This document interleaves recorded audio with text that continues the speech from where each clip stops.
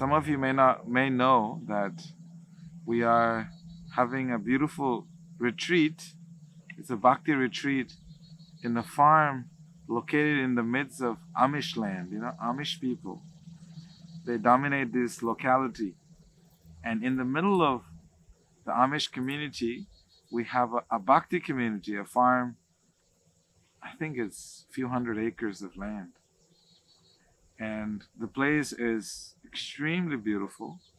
It's an organic farm, and they have a lot of dairy cows. And yeah, I'll let Parijata give you more details. So there's about 100 or so people, students. I'm not sure about the exact numbers, but I was told it was close to about 100 people here for the retreat. And I wanted to make sure that you all got to meet the people who make this retreat center,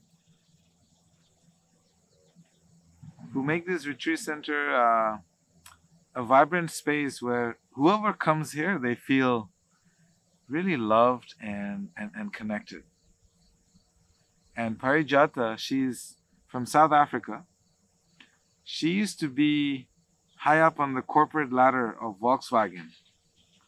For those of you in Europe, you know your company very well. So she used to be on the top of the corporate ladder for Volkswagen in South Africa. And her husband, you met last time I did the call from here, and her husband is a nuclear physicist. So they give up all of their material life and they moved to rural Pennsylvania. I mean, you'll barely hear any cars or anything. All you hear is peacocks. Today they're napping, I think, so you don't hear as much right now. So I was going to have Parijata tell us what's going on in this beautiful farm and what's the philosophy behind it, and what are some of the cool things that they do that's very unique and that no other farm in the world is doing. And why is it that she gave up this incredible corporate career to live in a farm with cows and ticks, Of course, there's a lot of other cool things. I just give you a small glimpse of some of the things you'll experience here. So Parijata, please tell us about Gitanagri Farm. Thank you, Veda. Good morning, everyone, at least morning from central Pennsylvania. Home, Gitanagri Eco Farm and Sanctuary, home to about 90 cows, 20 staff on 350 acres in the Tuscarora Valley. So very excited to be here. Thank you, Veda. And also I've heard so much about this particular community, your community, and I'm so excited at least to have a glimpse and meet some of you. Hopefully at another time we can spend more time. I'm grateful to Veda, just like the highlight for him is to be here. Him being here with his team is a highlight for us. So we're very, very, very honored and very inspired to have Veda with us for the weekend. So yeah, Gitanagri Eco Farm and Sanctuary is quite a unique place. And I'm not saying that because I live here. From the outside perspective, I see many different communities where there's a farm or there's a sanctuary or there's a retreat center. But the nice thing about Gitanagri is that it has all of those three things in one location. And so we are a destination. But our greatest joy comes from connecting with people like yourselves, people who share the passion and the values on what it means for us to live a sustainable lifestyle, starting with ourselves and how we all can interact with each other through sustainable relationships on a sustainable planet. And so that's a very important theme for us. And certainly underpinning all of that is compassion for ourselves in our dealings with each other, for all species of life. And of course, for the entire way the world operates. There's a lot of sustainability models in the world. We follow one particularly that talks about responsibility, that talks about stewardship, that talks about compassion. And so with our herd of cows, with all the other species of life on the farm, with the humans, the communities, and then with all of the wonderful people that come to the farm. Like right now, 100 enthusiastic body, mind, spirit retreatants are here. It's just very uplifting. Everyone has an experience here that they express a lot of transformation from. And then when they go back into their respective communities, they become catalysts for different wonderful growth, personal growth, wonderful community projects, wonderful social interactions. And everything is around this concept of nature and nurturing. We have this understanding on the farm called the tree of life. It's something you can look at, in your own. Maybe Veda talked with you about it at some point. But we talk about our roots, the things that nourish us very deeply, individually. We talk about the trunk, the elements of our life that maintains our mental health and our social well-being and our interpersonal actions. And then we talk about the crown, the contribution we make back to society, what we give back. And so I'm understanding that this community, and I feel already some connection back to communities throughout, especially from here in Gitanagri. We like to connect on all those 3 levels, and we like to see what contributions we can make to our world in this much needed time. So I'm looking forward to hearing a lot more from everybody, but I'm just grateful to have an opportunity to speak a little bit on what goes on here. Yeah, one of the things that if you come to Gitanagri that you will not be able to miss is the cows here. If you look into their eyes, they look extremely peaceful and kind. And so they have this philosophy of ahimsa. You all of you know this word ahimsa, right? Yes, raise your hand if you know what ahimsa is. Ahimsa means non-violent.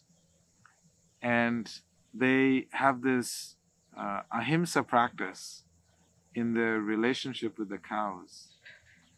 And it's very beautiful to watch because the cows, they graze and they're taken care of so nicely.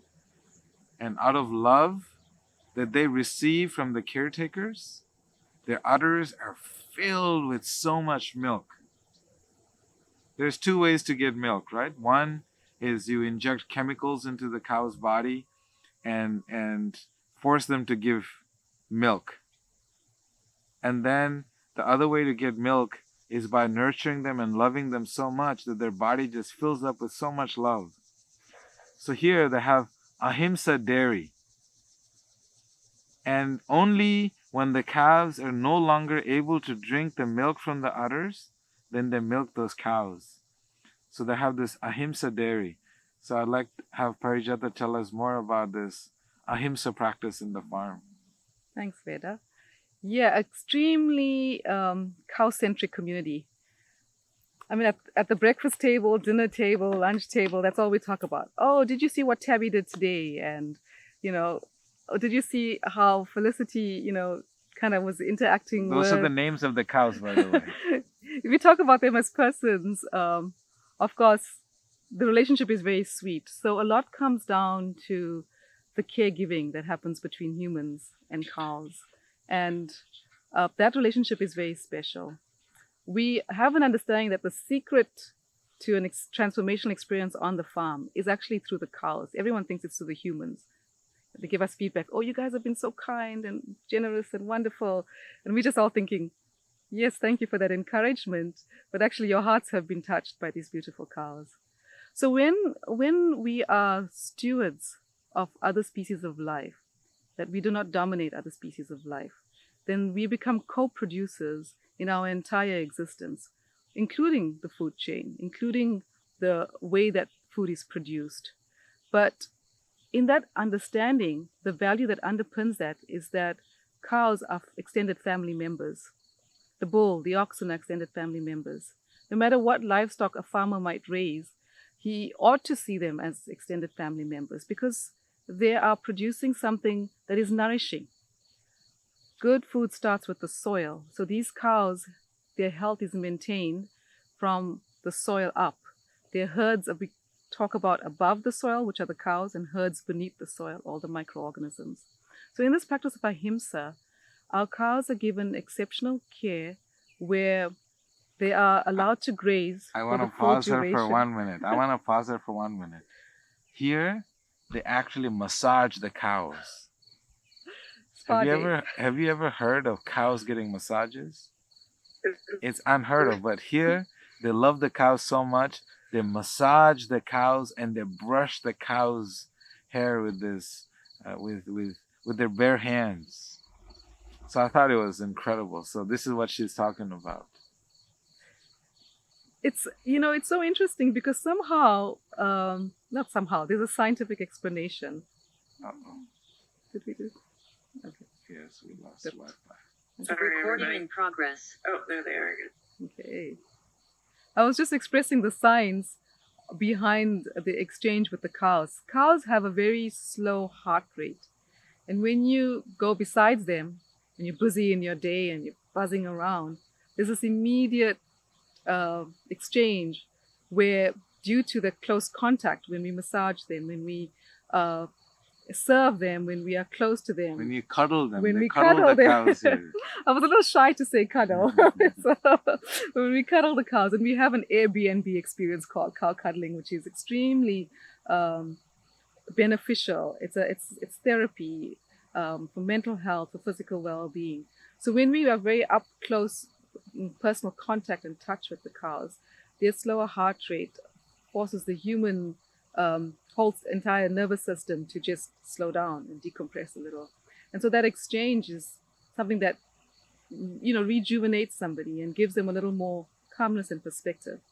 In the way, on the more kind of productive side, the way the cows are served, we understand that their milk is gifts to the communities that we serve, gifts to all of us here. They're giving out of their generosity, and it's an exchange of affection. Like Veda rightfully said, cows actually produce milk based on the affection that they receive. We find that our cows have longer lactation periods because of the care that they receive. So they graze very healthily. We have a nutrient management program for them, just like you all manage your nutrition and your dietary intake. We manage that very closely. And we measure that. We have their forage and their feed sent to a lab to be analyzed for their total well-being and their health and their gut. They particularly like this fermented type of feed, which is good probiotics for their system. And they're very happy. You can just see them kind of like their eyes are closing and their long eyelashes are very beautiful, and they just noses in the air, just very sumptuously enjoying every bite of that type of feed. A lot of folks want to bring different items for them, like, oh, here's some carrots and cabbage leaves, and they just turn their noses up. I think they're like purists, those of us who like wheatgrass juices and all of that, they're in that category. They just love their very healthy, balanced nutrition that we manage for them. Does anybody have their diet managed properly? Imagine these cows here. Their diet is being very, very carefully monitored. And they have a nutrition program just for the cows. I mean, this is called detailed loving and care. And it's something that I feel that one day we'll have our retreats here and all of you will get to come and experience what she's talking about. So please carry on.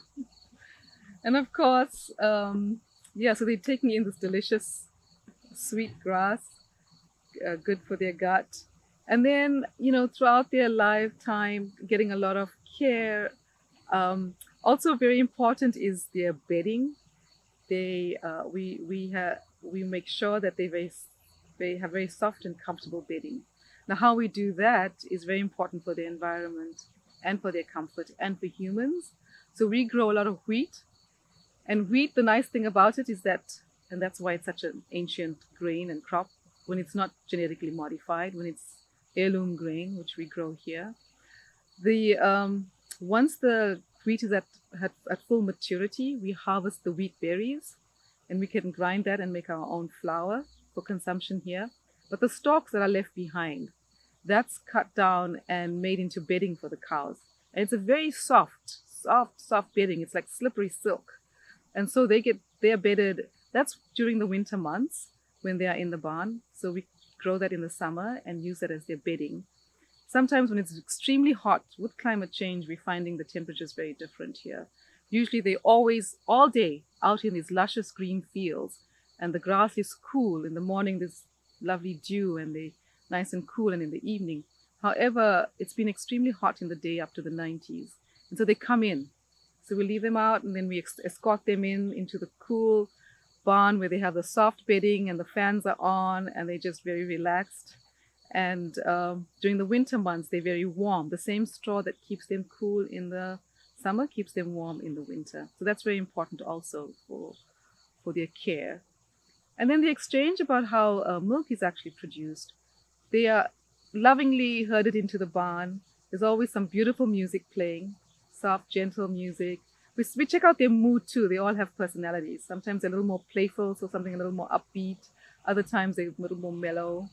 And we have, as I said, different personalities in the herd and trying to cater to all their needs. When they come in, they have these nice big brushes in every stall at the barn. They get a good scratch.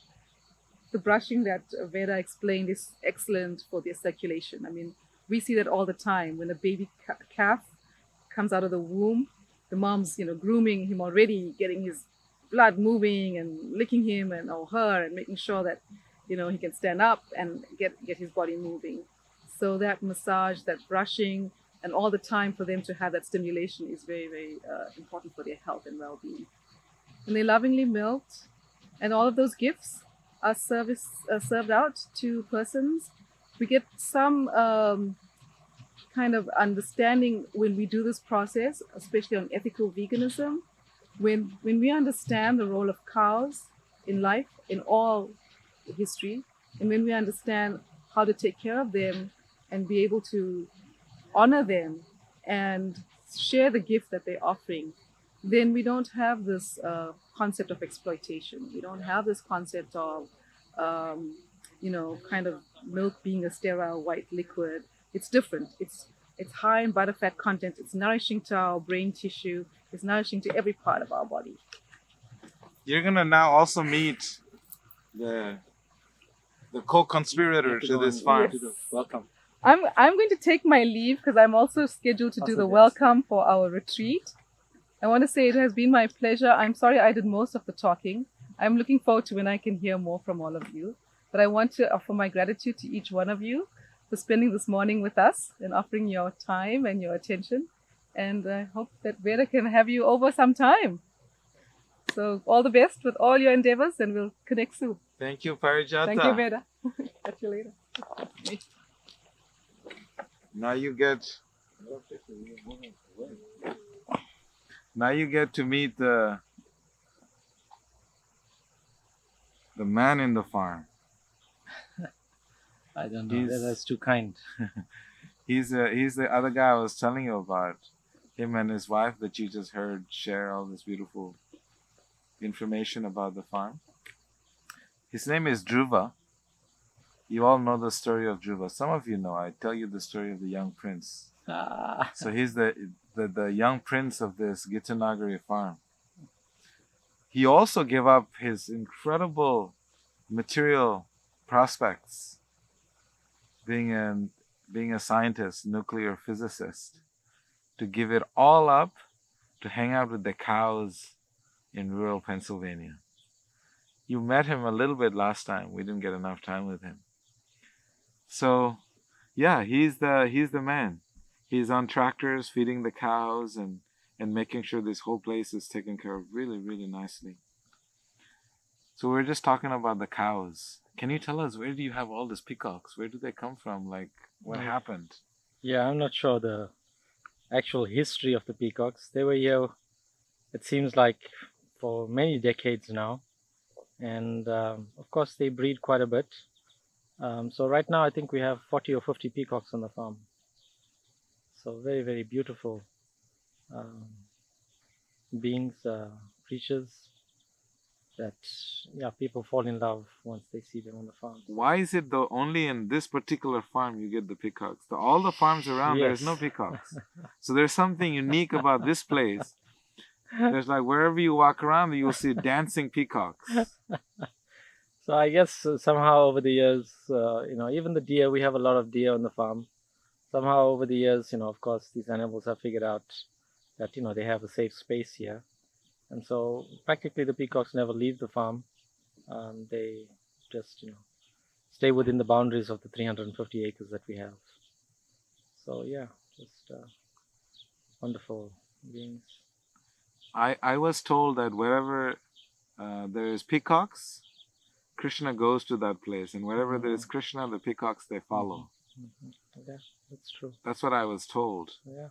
And it's the peacocks. If anyone here seen peacocks dance, raise your hand if you've seen peacocks dance. Narayan, you came here to see it, right? No, you haven't been. I've never been there. I really want to go. Wow, please come. But I saw that on a farm in South Georgia. Nice. Did you see 40 peacocks or you saw one peacock? Not 40. Yeah, we have a bunch. Yeah, it's really nice. They put on a show. So yeah, this is the interesting thing. So tell us more about this Gitanagri farm. Yeah, maybe some questions anybody has. Yeah, anybody has any questions? I'm not sure which parts Parijat has already covered, and anything more you'd like to know about Gitanagri farm? Can you just like make a reservation and go and stay like that? Yes. Is it that easy? Yes, it's that easy.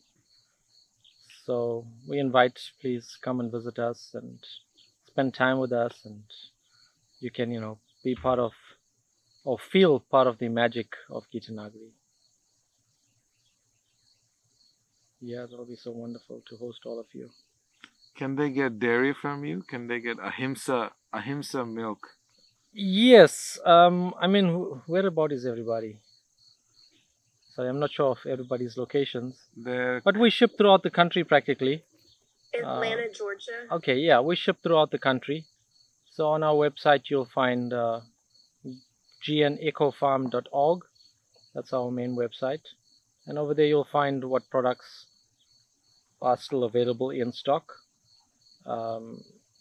Yeah, we prefer to do a subscription basis, especially for the fluid milk. So that's, sometimes very difficult to come by, but we do make some cheeses. There's, of course, yogurt also available. So yeah, there's quite a few items maybe in stock. We have Radha Priti here. Maybe I'd like to get her to tell us.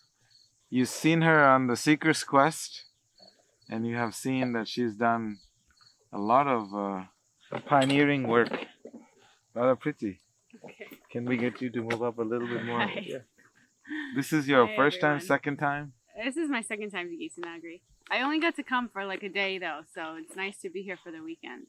It's really such a peaceful place. What draws you to Gitanagri? Well, I also couldn't wait to wake up this morning and see the cows. The temple is really beautiful too, and the deities quite love the morning program.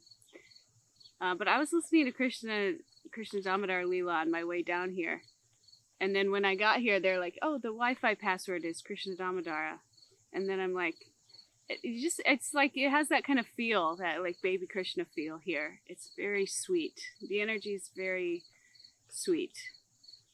Like I said, I haven't spent a lot of time here yet, but you should come. It's a very peaceful place, and the cows are beautiful. You can definitely tell the difference in cows that are like taken care of and nurtured and loved in their presence. You can definitely tell the difference than like cows that aren't. So yeah, that's my take on Gitanagri so far. Maybe more after the weekend. So maybe Dhruva Maharaj can tell us more the ethos, the principle behind this eco farm, because as we all know, the society is moving at a very fast pace, and the whole system, the pace that it's moving at, the consumption, and it may not be sustainable the way we're dealing with this planet. And so this Gitanagri farm they have this interesting vision of sustainability. No matter what happens in the world, they have a way to take care of everyone that lives on the farm. So they have deep ingrained sustainable theories and also practical application. Right. So please tell us more. Yeah, I mean, just in a nutshell, of course, the overarching, principle is simple living and high thinking.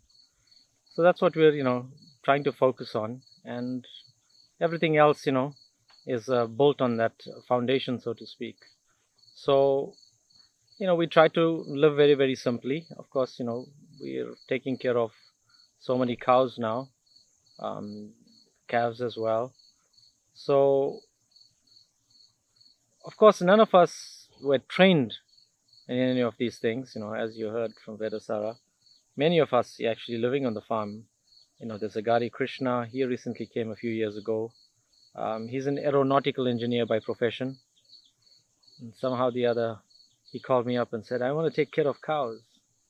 And I said, really? What happened? So even Damodar Katar, there's another person that lives here on the farm, takes care of the cows. He graduated in IT. He has also an amazing story. Of course, his parents pushed him to, study. So he gradually, he went to school. He went to Temple University and got his degree in IT. And then after that, he got a job. So he went and worked for 8 hours.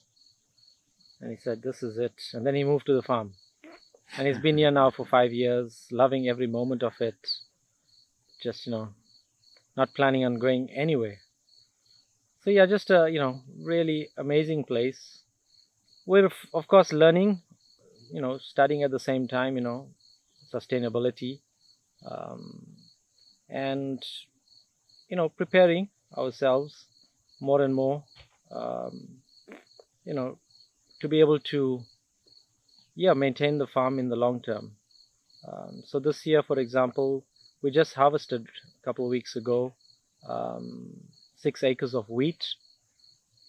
So we'll be storing that for the next year, 2 years for producing flour. So like that, we're planning to grow different types of grains. One thing I want to try to do one of the years is to grow rice. So there is a particular variety, even though our climate is, such that it does get cold. We have a very, very short season, but we have practically 1 mile of river frontage on the one side of the property. And so we have an ideal spot where we can, grow some rice. So that's one of the projects I want to embark on. And again, same thing, I want to grow some sunflowers, produce some sunflower oil. I tried that experiment 2-3 years ago. It didn't go so well. What's the time? 8:40. So, 9:40. I'm learning. Did I tell anybody my sunflower seed pastime? No. Tell us. So this is, so 1 year prior to that, I grew some corn. And so I had a mentor, a nice farmer. He spent a lot of time in Kenya doing mission work, Uncle Roy.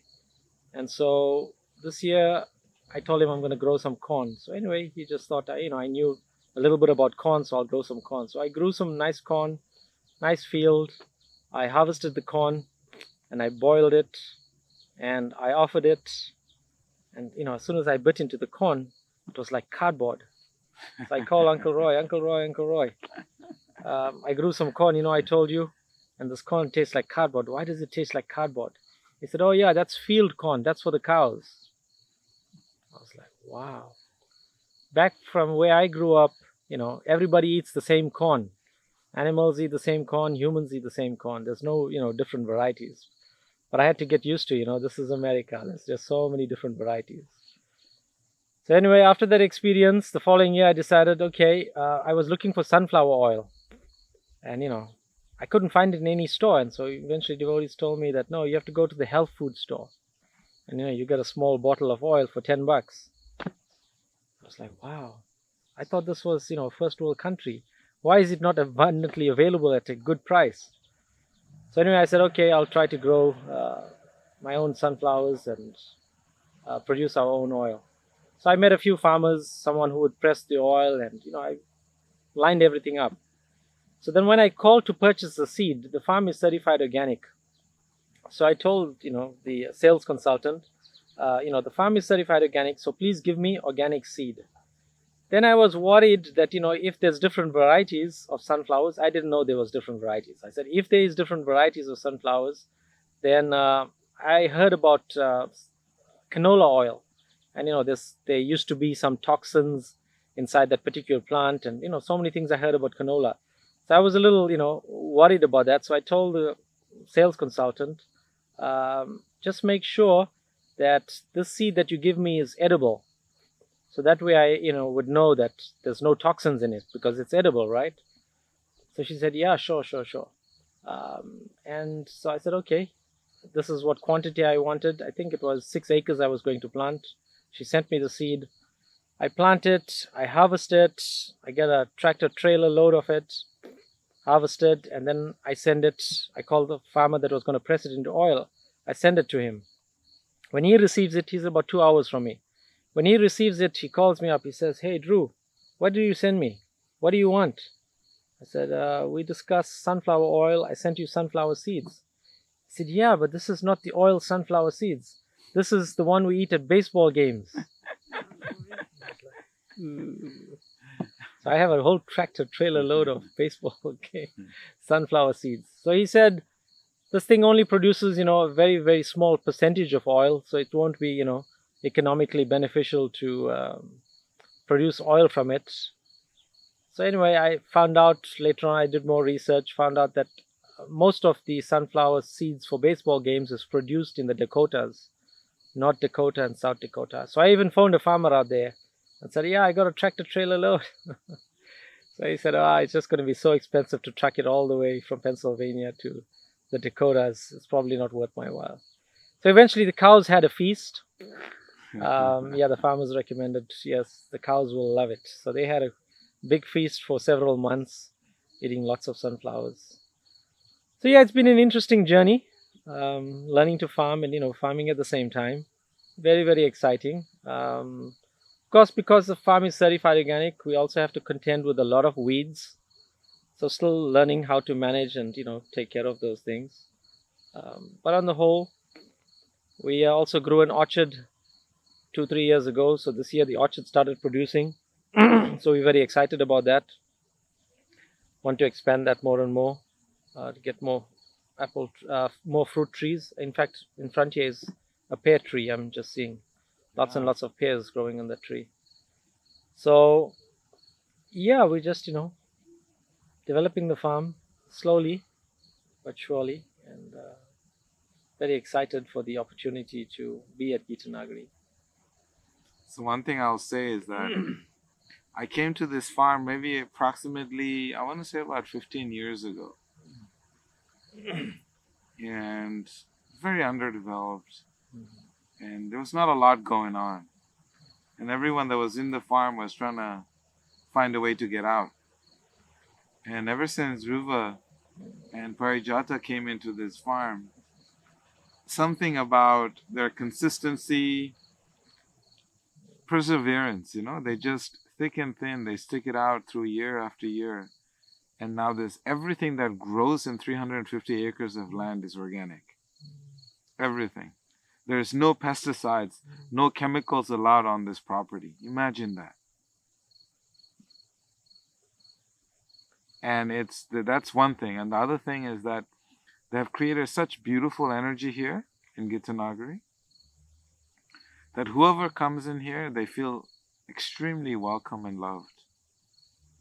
And his dedication and commitment has attracted, 20 staff to take care of the cows and take care of this farm and have this arrangement where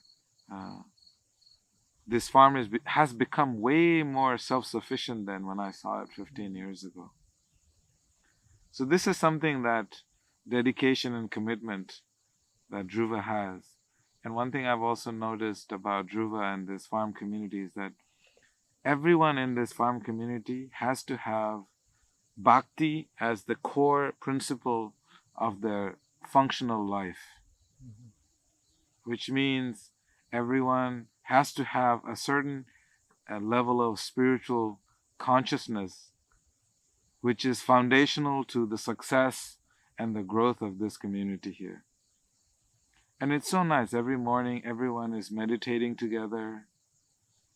I mean, what more can you ask for? A society, a community where everyone meditates together, everyone eats sanctified food together, everyone is kind and loving towards one another, and all that consciousness and interaction is then experienced by the other species here in the farm. And this is all due to this man sitting right next to me and his wife. They just create that energy of love and kindness in this whole place. So this is something that, many organizations are trying to replicate around the world.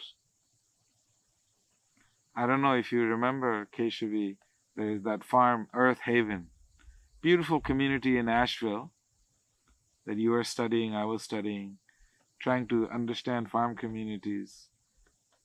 And, beautiful farm community, beautiful system, but there's so much violence. People are eating meat and killing their chickens, and they bring in meat from outside. Mm-hmm. But Gitanagri Farm, if you see it, it's the most sattvic, a farm that is completely in the mode of goodness. I mean, their day starts at 4:30 a.m. with meditations. I mean, how can you beat that? I went to bed last night at, I think, 11:40 or something. And then at 3:30 a.m. in my room, the alarm goes off. And, everyone's up to go for the meditation at 4:30 a.m. And I go to 4:30 a.m. and there's Radha Priti dancing and chanting in kirtan at 4:30 a.m. This is how this community is sustained, and ingrained in every aspect of the community is this practice of bhakti. Everything. I mean, you heard how Parijata was talking about how they take care of the cows. Mm-hmm. My God, they take care of them better than humans take care of one another. Yeah. It's just incredible, the energy and the detailed work they put into caring for everyone in this farm community. And I feel if the whole world could turn into Gitanagri, the whole world would flourish like anything with abundance. Everyone would be happy. Mother Nature would be so happy to be holding and caring for everyone, unlike the society that we live in. Radha Priti, would you like to share some more? I just have a question. Do you guys grow all of your own food here? Not Is that your everything. goal? That's the plan and goal. We're definitely growing, many types of vegetables. And this year we grew some wheat, so we'll start using that for our main grain. And then the plan is in the next few years to grow our own spelt flour, to grow different types of grains, and get more experience in terms of growing these things and also providing for ourselves. So not quite, we're probably far away from it, but our goal at least is to try to grow as much as we possibly can for ourselves. Because we can see the way the world is going, right?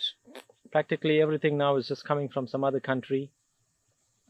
Even ginger. I was trying to buy ginger, and ginger seeds are so difficult to buy, especially organic ones. And I couldn't find a supplier. There's one supplier I found in Hawaii, and in fact there was just two of them, but it seems like they have some relationship. But the seeds are practically sold out, 1 or 2 years in advance. So, these things are going to become more and more difficult. I don't know if you go to the store, you're either getting ginger from, some Caribbean country or from India. Otherwise, you're getting a lot of ginger now coming in from China. And so, trekking food all over the world like this, and, the quality and, what are we exactly getting, it's going to become more and more difficult. um, to understand the food value of these things. So that's why the push is there. If we can eat locally, if we can grow our own food, as much as possible, it'll be a big plus. Then we, going to know exactly what we are getting in terms of nutrition. Otherwise, just relying on, product coming, we don't know the growing conditions that people are, exposing all these produce to. And so, yeah, that's our plan and goal. Can you spell your farm's website? GN Eco Farm FARM.org. G for Gary, N for Nancy. ECO. ECO. Yeah. FARM.org. So the main principle, of course, it's in our vision, compassionate living. And, all of us have this quality. Sometimes, it's more covered than others. But I encourage everybody to please, try to meditate on this principle of compassion. And so that's one of our goals on the farm is compassionate living. And, this is why we do the things that we do. And, once you try to live like this and then try to share it with others, which is what our, other goal is, living by this principle, but then again, trying to share it more and more. So whenever visitors come, they have a experience of what it means, to live this lifestyle. And in this way, initially when we started out, of course, the team was very, very small. And, we were trying to develop the vision, mission of Gitanagri. And, of course, the big question was, what can a group of 5 people do? But, we had to start somewhere. So, there was consensus that let's start and gradually, see how we can develop and grow this. And, we've seen definitely testimonies there by, the staff that we've managed to attract, the caliber of the staff that we've managed to attract. And then at the same time, whenever visitors come, the experience that they have, there's just so many amazing, people out there that we've connected with and, continue to, take this principle and try to share it with others as well. So I think that's, one of the main principles we try to live by and share with others. One of the inspiration behind this farm is the guru or the teacher of Dhruva. He was an African American student at Princeton, and he was trying to understand how to live in harmony with nature and how to create abundance in the world. And there at Princeton, while he was a student, he met a Bhakti practitioner from the East, and that was A.C. Bhaktivedanta Swami. And he gave him more knowledge and information about how to incorporate Bhakti into sustainable farm communities. And so he's been one of the inspirations of this farm. And Dhruva was personally instructed by him. And then he left this world to go back to his spiritual home. And then Dhruva then had this other teacher, who's Devamrita Swami, who's a student graduated from Yale, who had the similar vision of how to create sustainable communities that are not dependent on so much of the external supplies. And he is now continuously inspiring his students all over the world. He's built communities in New Zealand and Australia, and he's very, very focused on how to make this community sustainable here and replicate it all around the world. And Dhruva is on the pioneering stage of doing a lot of these experiments, just to get this farm fully USDA certified organic. I'm sure that most of you do not know the hoops that you have to jump through and jump across and jump around to get USDA certified organic. is not an easy thing. So he has done all the homework year after year, persistently trying to work on this vision.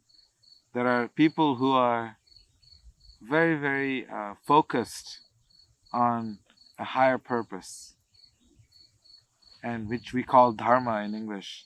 And I feel that Dhruva's dharma is to establish sustainable communities, and he's so determined year after year, and now things are starting to really, really flourish.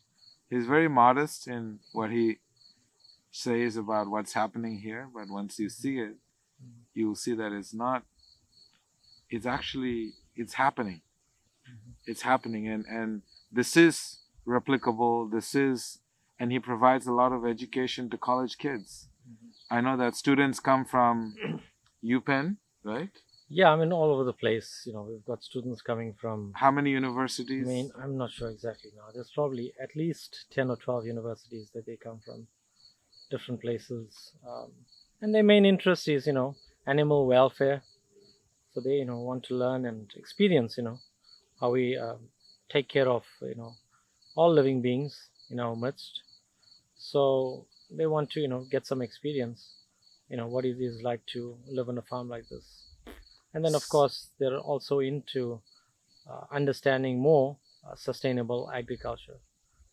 So they want to see practically, what you're doing, what programs we've implemented on the farm in terms of, forest management, how we're managing the forests in a sustainable way. The manure management, of course, because we've got so many cows, how we're managing the manure. So we have a manure management plan. So in this way, they want to learn and experience. And the cool thing is this universities, approximately 10 universities, if not more, they send their students to come and apprentice and learn from Dhruva. I mean, how cool is that, right? The people are eager to see how to make things sustainable.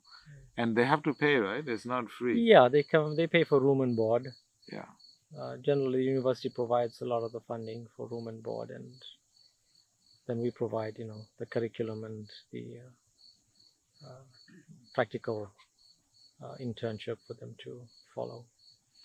I read a review, a student that came here, and I think she lived here for a week or a few days. Remember that review I read last time I was here? Right.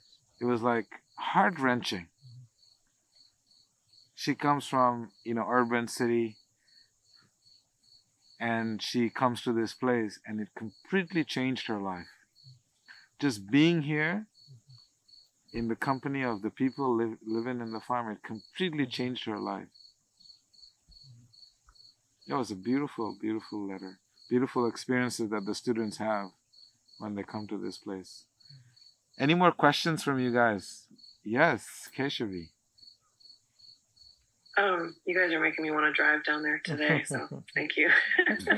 You're missing out. All I can tell you is you're missing out. Yeah, it seems like it. I'm curious, how many people actually live in the community there? And I know you said 20 staff, but are they living there? And is there like a work trade arrangement that you have for the people that live there? Or do they have outside jobs? No, there's no outside jobs. That's one of the principles. We've tried that in the past, but it's just a difficult situation to manage. So for all the residents that do live here, everybody's focused on the farm and the farm activities. We do have a small community that lives outside. There's about 12 families that live off the farm that, will come and help out from time to time. But pretty much most of them keep jobs, and so, time is limited. And but at least, they have the benefit of, gathering once a week at least, coming together and eating together and, doing some sort of meditation together. And so yeah, it's really nice. It's a small community because, we're so far away from the big cities, the major cities. Our closest major city is Harrisburg, which is the capital of Pennsylvania, but still it's small. It's very, very small. Yeah. So the people that live there, the 20 staff, are they paid, or is that like a work trade arrangement that you have? It's kind of like a work trade arrangement. like I said, most of us, have worked big corporate jobs, and our conclusion has been that there's something more than earning a big salary. There must be something more to life. There has to be. And so we've been searching and looking around and trying to understand more and more. uh, so this is our conclusion, and this is why we have this caliber of people. Practically everybody has got some sort of a degree. Leela Madhurya is a lawyer by profession. People have just amazing degrees, but we realize that simple living and high thinking seems to be something that makes us tick.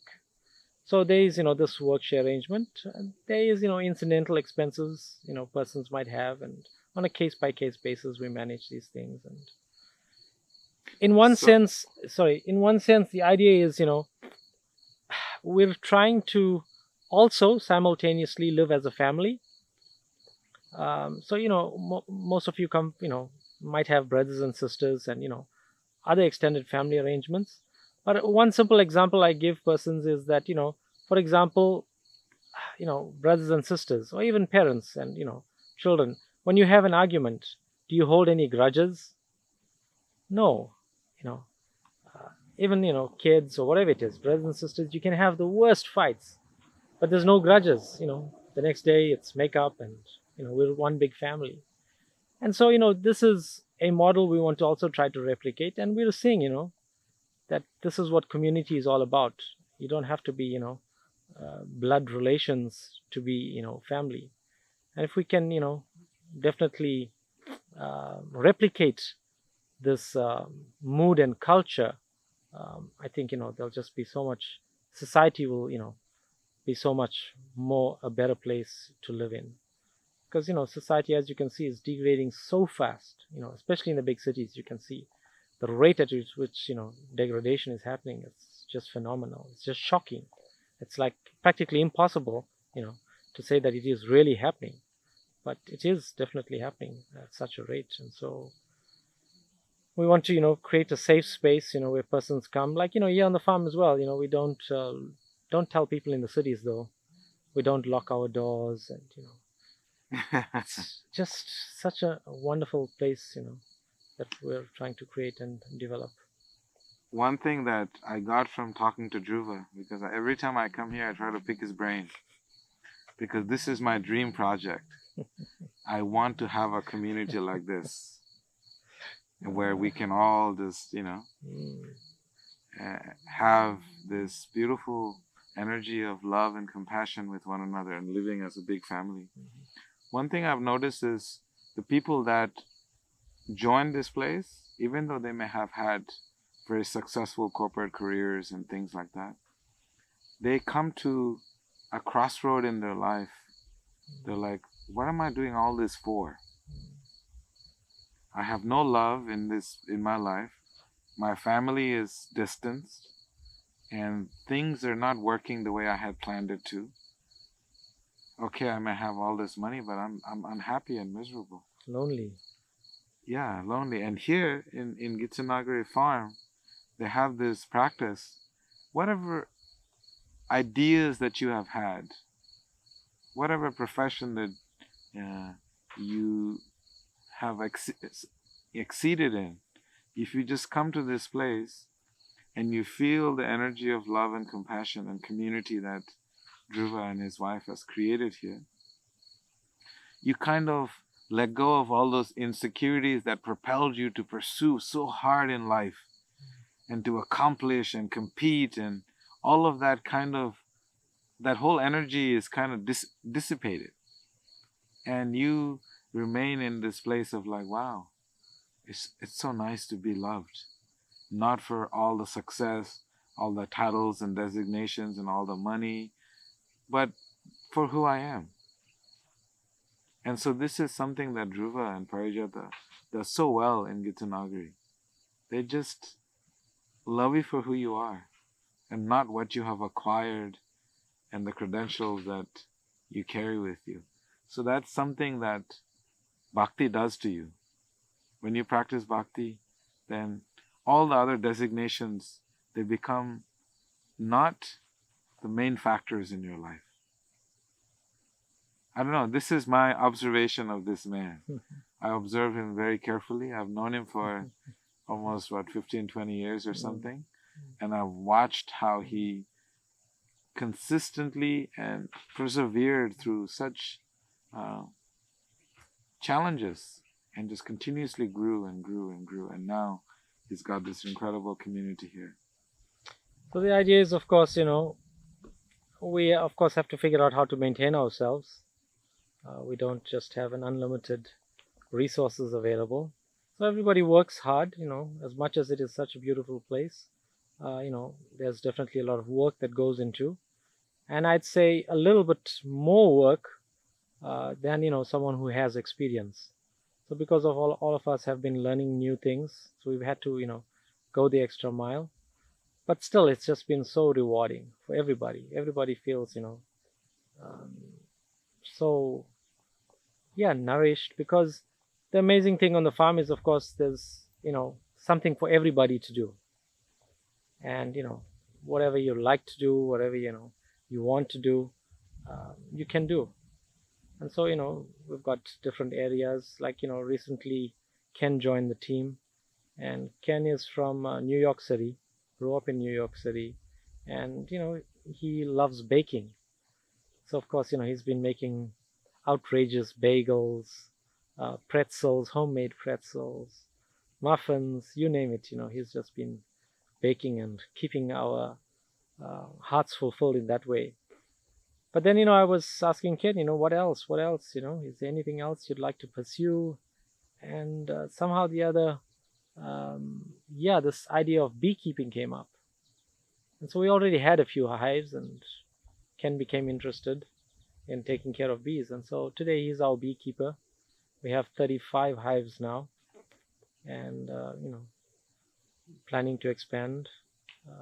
We have Guru Nitai Chand that just recently joined us, and one thing we always wanted to do was to figure out maple syrup, and Nitai Chand just fell completely in love with maple syrup. We have, I think, right now more than 600 maple trees on the farm. Wow, so I didn't even know. We already started producing small quantities, so we have some maple syrup already on the farm. But the plan is over the next few years to start increasing the production of maple syrup as well. So honey, of course, is already there.